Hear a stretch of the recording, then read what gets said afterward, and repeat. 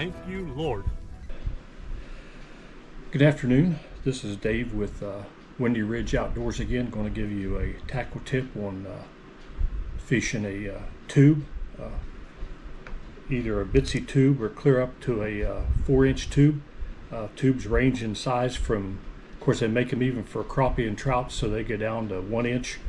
But the size we're going to talk about today is 2 3/4 Strike King bitsy tube, and clear up to a 4-inch pitching tube by Cabin Creek. But almost every bait manufacturer makes a tube of some type, so whatever your favorite tube is, I'm just going to show you a couple or three different ways of fishing both sizes.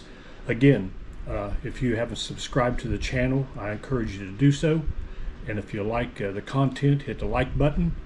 And at the end of the video, if you are interested in some of these baits, or if you're interested in any trapping supplies, you can go to Windy Ridge Trapper, and there's sell all kind of trapping supplies and rubber fishing supplies too for rubber baits. So again, we'll get right into it. And these baits catch all types of fish. Like I said, they will catch bluegill, crappie, smallmouth, spots, largemouth, catfish, drum.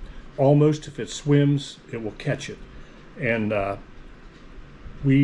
Donnie and I went up to Lake Erie about a month ago, and there's about 3 of those videos posted on the YouTube videos on the Windy Ridge Outdoor channel. So if you'd like to check those, almost 80 to 85% of the fish we caught were on these bitsy tubes. This was this size here. And there's one in where we went fishing over by Cedar Point, and then West Harbor, and then Sandusky Bay. But getting right into it, like I say, this is a 2 3/4 inch tube, and I'm going to show you like 2 different ways on this that I fish it, and it's real effective either way you do it. One of the things you want to make sure is that all of these tentacles that they're separated. You want to make sure you separate them and get them tore apart, because sometimes they're machined together and you just need to take them apart. And also what I do sometimes is this here is a spike at Dip and Glow of the chartreuse. I normally use chartreuse or either the red. This here's the hot pink garlic, and this here's chartreuse game fish. But you can take it and dip it about halfway up on the tentacles, and sometimes that will help you get a lot more bites. And also I like using the spike at pin. It's like a Sharpie, and just kind of collar it. And when you look at it, you don't think with the pin that it's done anything, but when you get in the water, it shows up real distinct. But this here, it's pretty bold just by dipping it, and it's real effective too. But the first way that I will show you rigging it is with this here is made by Bass Pro, but again, probably just about any of your tackle companies make it. Here's a tender tube and the 1/16 ounce, and this here is you kind of got to wet it, and then get the hook part in, and then just push it right up toward the front, and then bring the eyelet through the plastic, and you tie it directly to your line. And these baits are good to fish around any cover. They're good to fish around bridge piers, pilings, rocks, riprap banks, wood. Now, like this, it will get snagged, but it's pretty weedless. But another way I'm going to show you, it's completely weedless. But you can throw these at dams. It'll catch white bass, it'll catch stripers, sauger. It is, and when the fishing gets tough, about like this time of the year, it's really a good go-to bait. It gets you some bites, and it catches quality fish. It catches big fish. If you check out those videos of our trip from Lake Erie, we caught some really good fish, and like I say, 85% of them was probably on this green pumpkin flake. Is one of my favorite colors. I usually use white, green pumpkin flake, or black and blue. And the other way that I rig it is just like a Texas style. I usually put an 1/8 ounce to a 1/16 ounce slip worm sinker on it, and then just bring it through like you would your favorite worm or creature bait. And also another thing you can do, I don't have one in this one, but in this one here, you can take an old worm, small one for these, and clip a piece off, and you can take a pair of needle nose pliers and work it up in the bait. I've already got one in this one, but if you like rigging it through, it makes the tip solid, and it makes it good for rigging it. So you just come in just like you would. You don't go 1/4 of an inch. You go about 1/8 of an inch in, bring it through, twist it around, and then just bring your hook, just like you would regularly do a plastic worm or a creature bait, and bring it through to where it lays right on the bait straight. And there's a real effective way to work it in heavy cover, and it's just like working a Texas rig worm. It is almost snag free.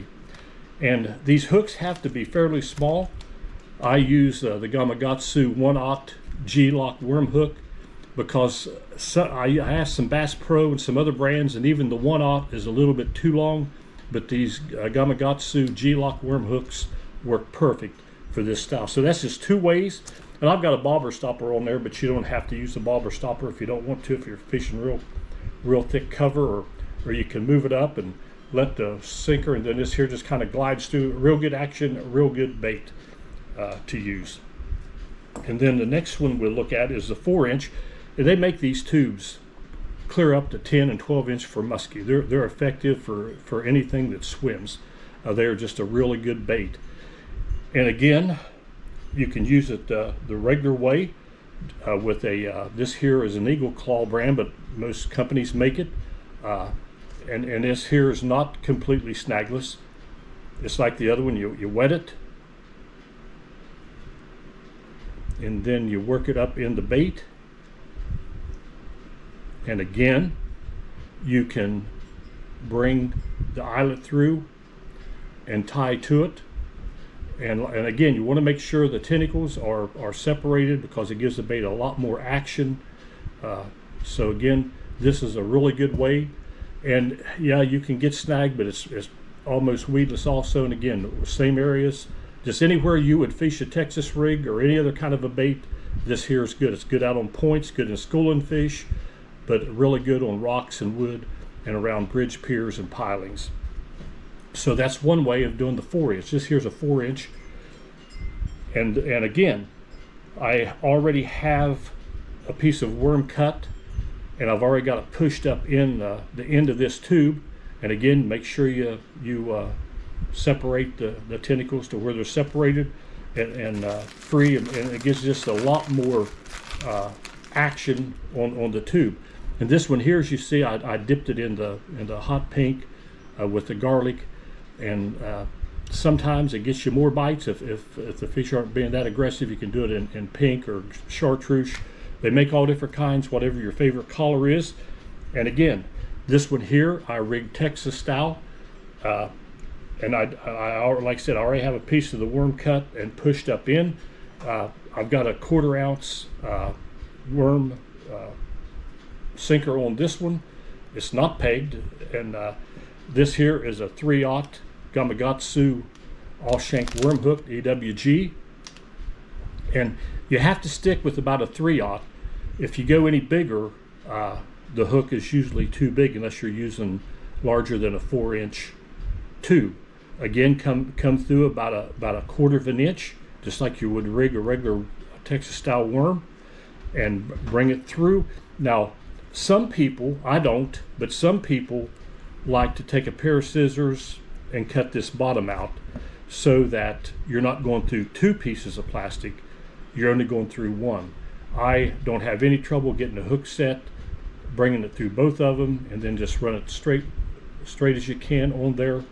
And it is a real snagless bait. Throw it just into the heaviest cover you want to. It's good around, I said, it's good around all kind of cover, weeds, wood, rock. It's just a good fish catcher. And a lot of people have kind of went away from the tube, but they are a real effective bait to use. Like I say, when the fishing gets tough, I usually downsize to the smaller one, But these small, just because it's small, it catches big fish. Again, thank you for taking time to watch the video, and I hope that these tips help you.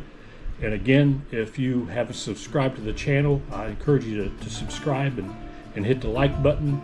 And as always, God bless you.